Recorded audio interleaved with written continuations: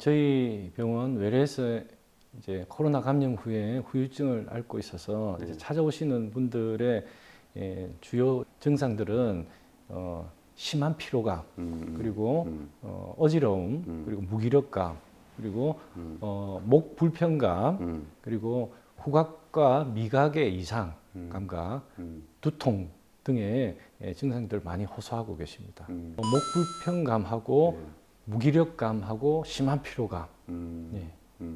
WHO의 최근 이제 발표에 의하면 이 오미크론 변이 이 바이러스에 감염된 환자들의 이제 발병률이라든지 증상들은 기존의 이제 변이 바이러스의 발병률이라든지 증상과 크게 차이가 없다라고 보고를 하고 있습니다. 한마디로 이제 변이에 따라서 발병률이라든지 증상들이 크게 차이는 나지 않는다는 얘기입니다. 그래서 보통 이제 초기 증상, 감염 후 초기 증상을 심하게 앓은 경우, 예를 들어서 이제 입원 치료를 할 정도로 심한 경우에 이제 후유증들이 이제 많이 나타날 수 있고 또 오래 지속될 수가 있습니다. 하지만 이제 가볍게 증상들이 지나갔다 하더라도 일부에서는 이런 후유증들이 생길 수 있고 또 오래 갈 수도 있습니다. 그리고 20대에서 30대의 젊은 친구들보다는 70대에서 80대의 노인분들에게서 이제 이런 후유증의 발병률이 더 높을 수가 있고요. 그런 이유는 이제 70대에서 80대 노인분들이 젊은 세대보다는免疫力이 떨어져 있기 때문이라고 이제 추정하고 있습니다. 아직까지 명확하게 치료 효과가 있는 치료제는 없습니다. 하지만 이제 증상 완화 목적으로 이제 신경 안정제라든지 그다음에 소염 진통제, 그다음에 신경통 완화제 이런 것들이 이제 증상 호전에 도움이 될 수 있습니다. 대부분의 이제 이런 후유증들은 이런 보조 치료만 하더라도 점차 이제 회복이 되는데요. 근데 일부에서는 이런 증상 호전 목적으로 이렇게 치료제를 쓰더라도 증상이 호전되지 않는 경우들이 종종 있습니다. 그런 경우는 아직까지 명확하게 기전은 밝혀지지 않았는데요.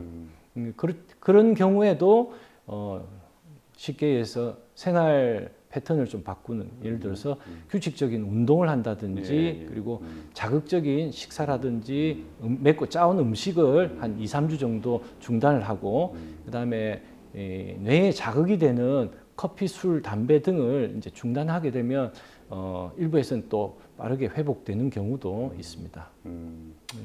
말씀하신 바와 같이 이제 양파라든지 그다음에 이제 계피와 같이 이제 자극적인 이제 향을 규칙적으로 좀 맡게 되면 후각 신경을 이제 자극하기 때문에 어느 정도 좀 회복이 될 수 있다는 보고들이 있습니다. 그리고 또 계피차라든지 레몬차와 같이 자극적인 차를 마시게 되면 또 이제 후각도 조금씩 돌아올 수 있다는 보고도 있습니다. 또 일본 한 학회에서 보고한 재미있는 자료는 후각신경을 회복하기 하는데 도움이 되는 치료가 이제 스테로이드 주사제제를 투여하게 되면 후각신경이 회복하는데 이제 도움이 될 수 있고요. 그다음에 미각신경을 회복하는 데는 아연 제제를 복용하게 되면 후각신경이 빨리 돌아올 수 있다는 보고도 있습니다.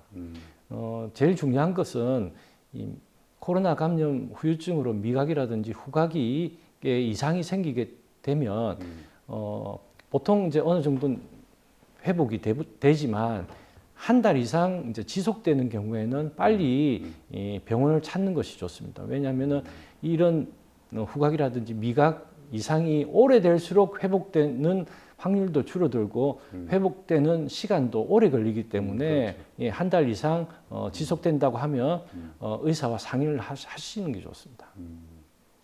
학설 중에 조금 신빙성이 있는 학설이 두 가지가 있는데요. 하나는 코로나 바이러스가 우리 몸에 들어와서 우리 몸에서는 여기에 대한 항체를 생성하게 됩니다. 그런데 이 코로나 바이러스 감염에 의해서 생기는 항체를 우리 몸의 면역 체계에서는 외부 물질로 인식을 하게 된다는 거죠. 그래서 집중적으로 이런 항체를 공격하게 되는데요. 이런 것들이 결국 이제 전신염증을 유발해서 후유증을 발병시킨다는 가설이 있고요.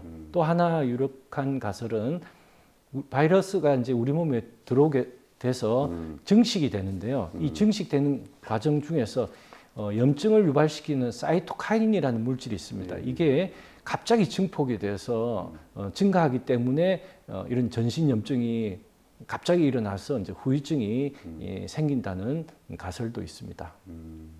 코로나19 감염이 되지 않기 위해서 제일 중요한 것은 개인적인 위생 관리가 제일 중요합니다. 그래서 되도록이면 마스크를 끼고 그다음에 외부에 활동을 하고 돌아오면 손을 깨끗이 씻는 것이 가장 중요하겠죠.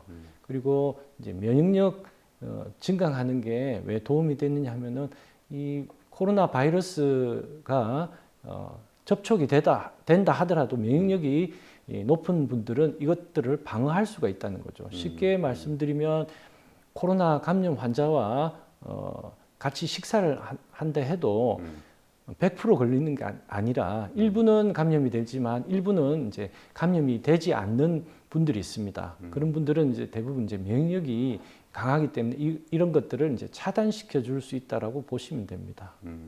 항체가 생겼다 하더라도 뭐 뉴스에서도 보셨다시피 이 코로나 걸린 지 한 달 후에 또 재감염 되시는 분들도 있습니다.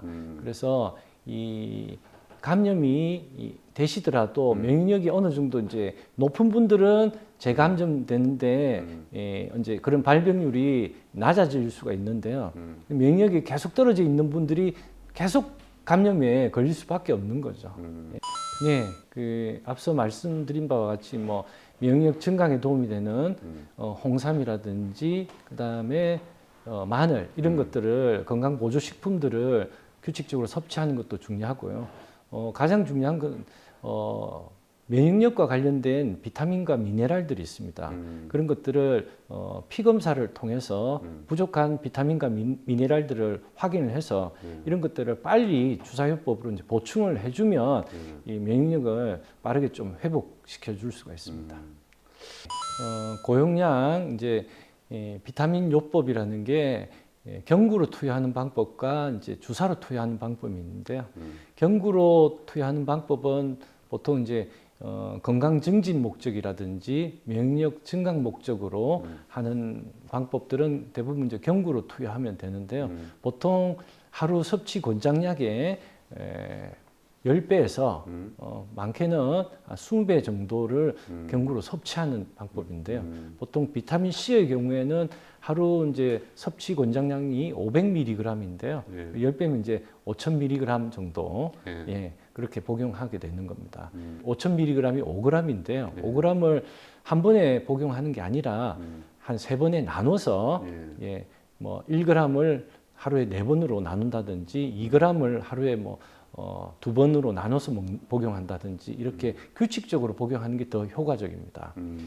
고용량 비타민 주사요법은 섭취 권장량의 뭐 50배에서 100배까지 이제 치료 목적으로 사용하는데요. 이런 경우는 이제 암 치료 목적이라든지 항암 치료 후에 이제 이런 부작용을 완화시켜 주는 목적으로 이제 주사로 투여하는 치료 방법입니다.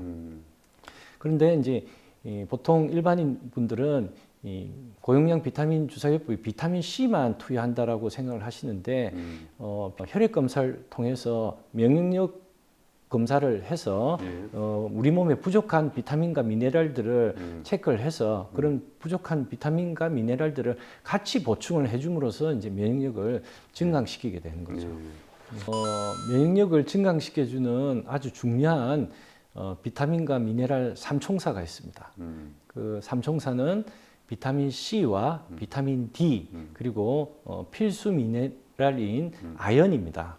먼저 비타민 C와 비타민 D는 우리 몸에 이제 바이러스가 들어와서 이 염증 반응을 일으키는데 이런 염증 반응을 이제 항산화 작용으로서 이제 염증을 억제시켜주는 작용을 할 수 있고요. 그리고 이 바이러스가 침투하게 되면 우리 몸에서는 이 바이러스를 죽이기 위해서 식균 세포라든지 그다음에 림프구, 그다음에 NK 세포들이 이 공격을 하는데 이런 세포들을 이제 활성화시켜서 집중적으로 공격할 수 있도록 도와주는 역할을 합니다. 그리고 아연은 아주 중요한 이제 염증을 억제하는데 아주 중요한 작용을 하는데요. 이 코로나 바이러스에 걸려서 이제 후유증이 겪게 되면 이제 염증이 이제 늘어나게 되고 활성산소가 증가하게 되는데 이 아연이 이러한 활성산소라든지 염증을 억제시켜주는 작용을 합니다. 또한 이 갑상선과 같은 이제 면역 과 관련된 이런 기관들을 활성화시켜 줌으로써 이제 면역을 올려줌으로써 이런 염증, 전신 염증을 억제시켜서 이제 후유증을 예방할 수가 있다는 거죠. 일단 이제 외래 환자분들이 오시면 개인에 따라 이제 필요한 비타민 C의 이제 섭취량이 다를 수가 있습니다. 필요량이. 그래서 처음부터 이제 1g부터 하루에 한 2번 정도 나눠서 드시라고 먼저 말씀을 드리고요. 그런데 뭐 속이 쓰리다든지 설사 이런 것들이 없으면 용량을 이제 증가시키게 됩니다. 그래서 보통 이제 본인이 무름변이 나온다라고 하면 그 밑에 용량으로 드시는 게 본인의 필요한 최적의 용량이라고 보시면 됩니다. 네. 비타민 C의 경우에는 비타민 C가 이제 아스코빅 애시드, 그러니까 산입니다. 산성을 띠기 때문에 공복 시 섭취를 하게 되면 이제 위장 장애라든지 산 분비가 이제 더 증가될 수가 있죠. 그래서 식후에 바로 드시든지 아니면 식사 중간에 이 비타민 C를 복용하게 되면 이런 위장 장애라든지 속쓰림 증상은 많이 완화될 수가 있습니다. 그리고 또 이제 미네랄 중에 하나인 셀레늄, 아연 등도 이제 위장 장애를 일으키는데요. 이 셀레늄, 아연도 식후에 바로 복용하게 되면 이런 증상들을 많이 완화시켜 줄 수가 있습니다. 암 환자에게서 비타민 요법을 하기 전에 먼저 이 암 환자의 상태를 혈액 검사라든지 여러 가지 검사를 통해서 환자의 상태를 이제 먼저 파악을 합니다. 그래서 이 면역력이 떨어져 있는 그 비타민과 미네랄들을 먼저 보충을 해주고 그다음에 비타민 요법을 하게 되면 여러 가지 이제 항암의 부작용이라든지 기력이 떨어진 것들을 좀 어느 정도 회복을 시켜주게 되면 이런 치료 효과도 이제 더 증가하게 되고요. 항암 치료라든지 방사선 치료에 대한 부작용들을 어느 정도 빨리 회복시켜 줄 수 있기 때문에 치료를 빨리 어느 정도 다 마칠 수 있게 도와줄 수가 있습니다. 이게 이제 직접적인 비타민 C의 이제 암 환자의 치료 효과에 대해서는 아직까지 논란이 있습니다. 그렇기 때문에 일부에서는 제 환자 중에서도 이제 치료되는 경우가 있긴 하지만 대부분 이제 이런 면역력이 떨어진 이런 항암 환자라든지 방사선 치료를 받고 있는 환자에게서 이런 면역력을 회복시켜 준다든지 부작용을 완화하는 목적으로 집중적으로 효과를 볼 수가 있다고 보시면 됩니다. 예.